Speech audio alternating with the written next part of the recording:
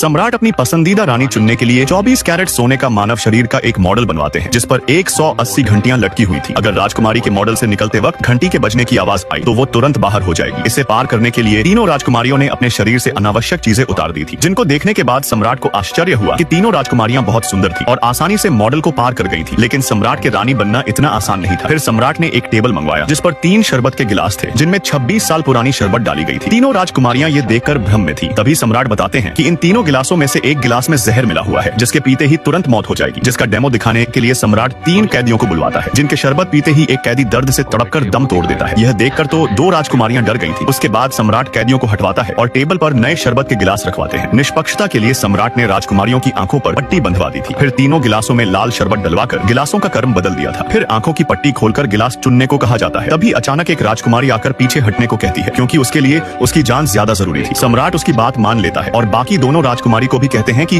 अगर वो भी हटना चाहती है तो वो जा सकती है। लेकिन दोनों राजकुमारियां समझदार थी, क्योंकि अब पीछे हटना रानी का पद छोड़ना था, इसलिए वो जारी रखने का फैसला करती है। मिस्र की राजकुमारी ने बिना हिचके एक गिलास उठाकर पी लिया था और वो बिल्कुल ठीक थी। काहिरा की राजकुमारी घबराई हुई थी, क्योंकि 2 गिलासों में से एक में जहर था। वो लंबे समय तक सोचने के बाद एक गिलास उठा लेती है, लेकिन जैसे ही वो गिलास को मुंह के पास लाई तो उसने भी हार मान ली थी। तभी अचानक मिस्र की राजकुमारी दूसरा गिलास उठाकर सबके सामने उसे भी पी जाती है, जिसे देख सब सोचने लगे थे कि वो पागल हो गई है। लेकिन तभी उसने तीसरा गिलास भी एक सांस में पी लिया था। अजीब बात यह थी कि मिस्र की राजकुमारी बिल्कुल ठीक थी। दरअसल सम्राट ने शरबत में कुछ नहीं मिलाया था। यह सब एक साहसी रानी बनने की परीक्षा थी, जिसमें मिस्र की राजकुमारी पास हो जाती है और अंत में अपनी सुंदरता और साहस से रानी बनने का पद जीत लेती है।